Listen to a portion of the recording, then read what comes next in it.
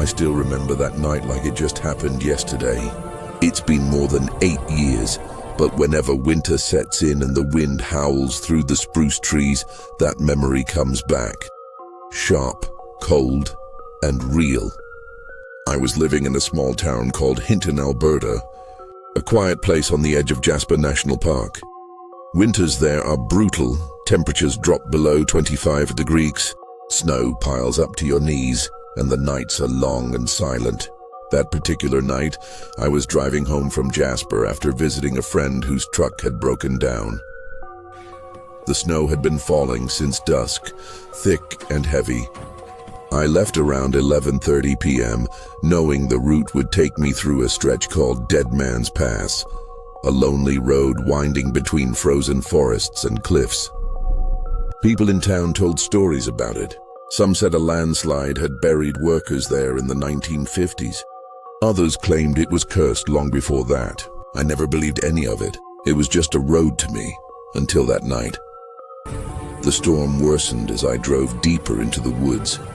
My wipers scraped against ice, barely clearing enough for me to see the next few meters ahead. The headlights carved a thin tunnel through the snow, but beyond that was nothing, only darkness and the sound of wind. The fuel gauge started dropping faster than it should have, even though I'd filled the tank earlier. I figured it was just the cold messing with the sensor. Still, something about the silence made me uneasy. Deadman's Pass begins with a long downhill stretch that twists through dense pine forest. No gas stations, no cell service, no cabins, just endless road. About halfway down through the blur of snow, I noticed a faint yellow glow in the distance.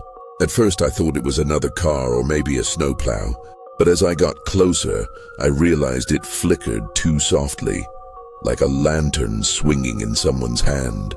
I slowed down, curious, and reached for my high beams. The moment I switched them on, the light vanished. I stopped the truck, peering into the storm. The forest loomed dark and silent. I rolled down my window and called out, "Hey, you okay out there?" My voice disappeared into the cold. No answer, no movement, not even the sound of snow falling on branches. After a few seconds, I rolled the window back up, uneasy but trying to brush it off. Probably a trick of light, I told myself. Just snow reflections, maybe from a sign buried under the ice. For the next few kilometers, I couldn't shake the feeling that I wasn't alone. The trees along the road seemed to shift when I looked away.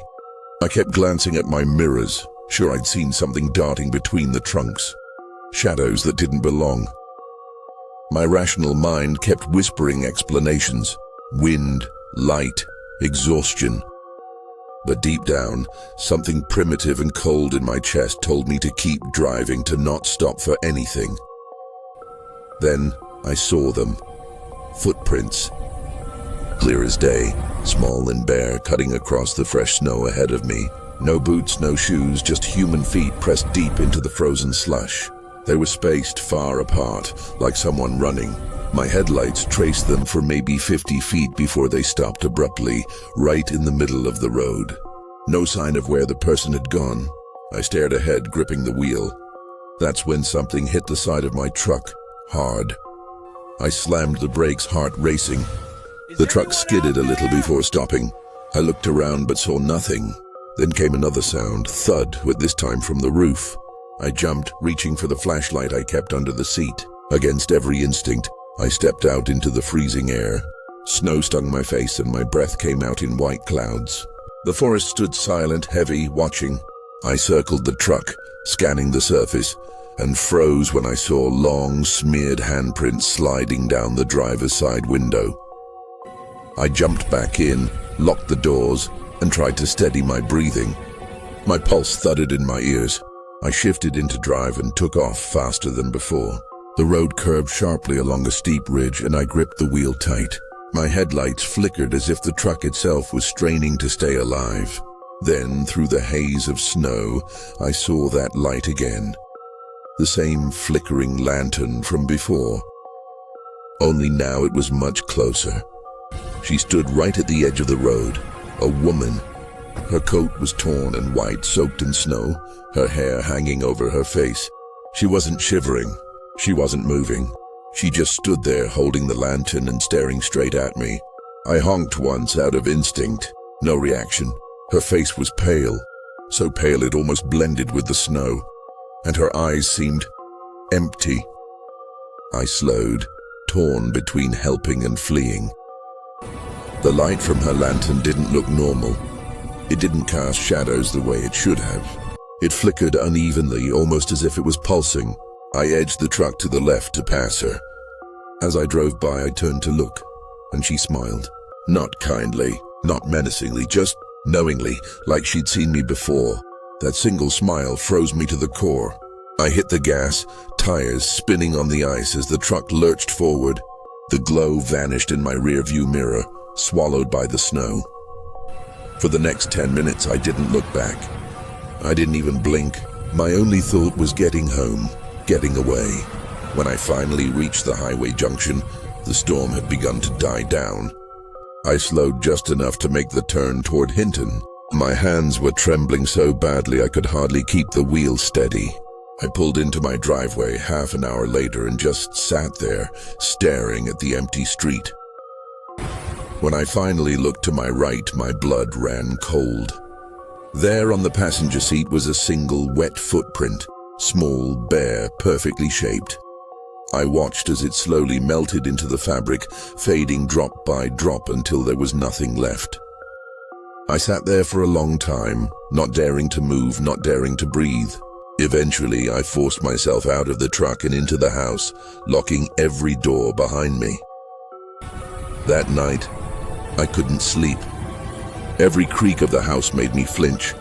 At one point, I thought I heard soft footsteps on the porch, crunching faintly through the snow. I held my breath, listening. The sound stopped just outside the door. I waited for a knock, but it never came. When I finally opened the curtains, there was nothing but a thin trail of melted water leading back toward the road. For days, I told myself it was exhaustion, maybe even mild frostbite hallucinations. But deep down I knew better. The fear didn't fade. It lingered like a shadow that followed me everywhere. Even at work, I'd catch myself staring out the window, half expecting to see that flickering light again. Nights became harder. Every time the wind picked up, I'd hear whispers that weren't really there. A week later, I decided to check the truck again. It was parked under a layer of ice and snow, untouched since that night. I climbed in, brushing frost from the windshield, and felt an odd chill crawl up my spine. The interior smelled faintly of wet earth and something sweet, like rotting flowers. Then I noticed the passenger door. It was unlocked. I hadn't left it that way. My stomach twisted as I locked it again and backed out slowly. When I finally talked to my co-worker Tom, his reaction unsettled me more than the event itself. As soon as I described the woman and the lantern, his face turned pale. "You saw her too?" he said quietly. I frowned, confused. He told me his cousin had crashed on that same stretch 2 winters ago, swerving to avoid a woman with a lantern. The way he said it, calm but haunted, made my skin crawl.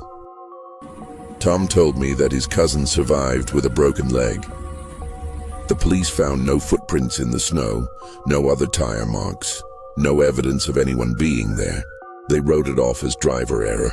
But his cousin swore she smiled at him before the truck flipped. I didn't sleep that night or the one after. The more I thought about it, the more I realized her face wasn't unfamiliar. It was as if I'd seen her before, maybe in an old photo or a dream I couldn't remember. Curiosity got the better of me. I started asking around town, quietly without drawing attention. A gas station clerk told me about a woman who'd gone missing near that same road in 1984 after her car broke down in a blizzard. They found her vehicle 3 days later, engine still running, doors open, but no trace of her body. Her name was Clara Mayfield. The story sent chills through me. The clerk said she'd been wearing a white winter coat.